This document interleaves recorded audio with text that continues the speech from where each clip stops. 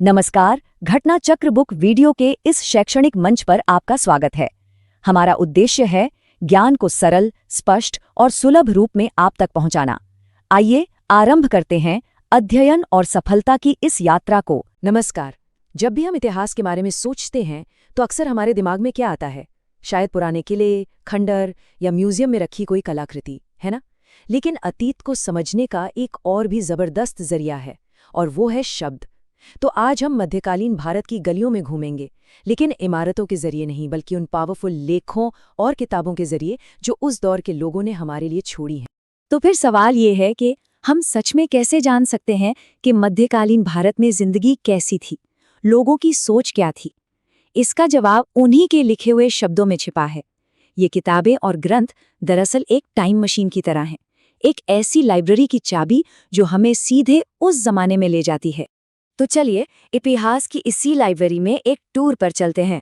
यहाँ की हर किताब, हर पन्ना उस गुजरे हुए वक्त की एक खिड़की है जो हमें उस दौर की एक झलक दिखाती है।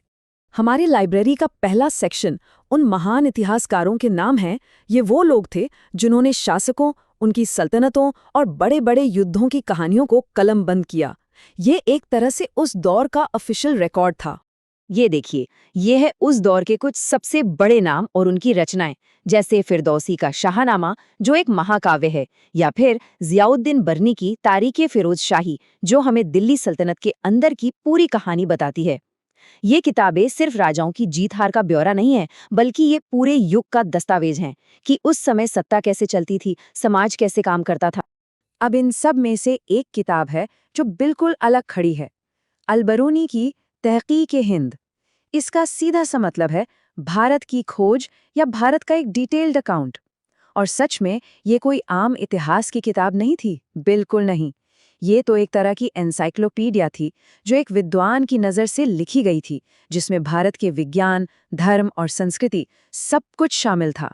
चलिए अब लाइब्रेरी के एक दूसरे हिस्से में चलते हैं। यहाँ हमें वो किताबें मिलेंगी जो ऑफिशियल रिकॉर्ड से बहुत अलग हैं। ये वो आवाज़ें हैं जो हमें एक पर्सनल, एक रूहानी या फिर एक बाहरी नज़रिया देती हैं, कुछ ऐसा जो दरबारी इतिहासकारों के काम में अक्सर नहीं मिलता। यहाँ दो बिल्कुल अलग तरह की शैलियों को देखिए। एक तरफ है इब्न बतूता का सफ़रनामा रिहला, एक ऐसा इंसान जो दुनिया घूम रहा है और भारत को एक बाहरी व्यक्ति की आंखों से देख रहा है। और दूसरी तरफ है अमीर हसन अलसीजी की फ़वाइद उल फ़वाद, जो एक तरह से एक आध्यात्मिक डायरी जैसी है। इससे पता चलता है कि उस दौर में कितनी अलग अलग तरह की कहानियां लिखी जा रही थीं। और बात यहीं खत्म नहीं होती। इनके अलावा भी कई अनोखे ग्रंथ हैं, जैसे अमीर खुसरो का खजाइन उल फुतूह। ये सिर्फ एक हिस्टोरिकल अकाउंट नहीं है, बल्कि इसे कविता के अंदाज में लिखा गया है। इसमें अलाउद्दीन खिलजी की जीतों का जिक्र एक अलग ही रंग में मिलता है। ये सारी रचनाएं मिलकर उस दौर की एक बेहद खूबसूरत और कॉम्प्लेक्स तस्वीर बनाती हैं। अब हमारी लाइब्रेरी में एक कोना ऐसा है जो सिर्फ एक शख्स के नाम है, एक ऐसी हस्ती जो इतनी प्रभावशाली थी कि उन पर एक अलग से ही प्रदर्शनी बनती है। जी हाँ, हम बात कर रहे हैं अमीर खुसरो की, एक ऐसी आवाज जो सदियों बाद भी गूंजती है। अमीर खुसरो को सिर्फ एक लेखक कहना ना, ये बिल्कुल सही नहीं होगा। वो एक कवि थे, एक संगीतकार थे और एक बहुत बड़े विद्वान थे। मतलब एक ही इंसान में इतनी सारी प्रतिभाएं। इसीलिए उन्हें अपने समय का एक रेनेसा मैन या एक सांस्कृतिक आइकॉन कहना बिल्कुल गलत नहीं होगा। उनकी दो खास किताबों का जिक्र आता है, खजाइन उल फुतूह और तुगलकनामा। ये रचनाएं उनके जबरदस्त साहित्यिक कौशल का सबूत हैं। उनकी कलम में इतिहास और कविता जैसे एक साथ घुल मिल जाते थे। और ये एक छोटी सी जानकारी देखिए, उनका जन्म उत्तर प्रदेश के एटा, जो आज का कासगंज है, वहां हुआ था।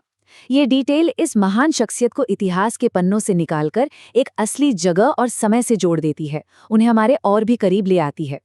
तो इस पूरी साहित्यिक यात्रा के बाद ये सोचना जरूरी है कि इन सभी ग्रंथों का हमारे लिए क्या महत्व है। ये किताबें आज भी इतनी इम्पोर्टेंट क्यों हैं? इनकी विरासत इतनी मजबूत क्यों है? इसका जवाब ये है कि ये सिर्फ किताबें नहीं हैं, ये तो जैसे अतीत की जीती जागती आवाजें हैं। ये मध्यकालीन भारत की दुनिया से हमारा सबसे सीधा, सबसे पर्सनल कनेक्शन है। इन्हीं के जरिए हम उस युग की धड़कन को महसूस कर सकते हैं। और ये पूरी चर्चा हमें एक बहुत ही दिलचस्प सवाल पर लाकर छोड़ती है। सोचिए जरा, आज की कौन सी कहानियां, कौन से रिकॉर्ड्स भविष्य के इतिहासकार पढ़ेंगे? जिस तरह हम इन ग्रंथों से अतीत को समझ रहे हैं, आने वाली पीढ़ियां हमारे आज को किन शब्दों के जरिए समझेंगी? इस पर विचार जरूर कीजिएगा।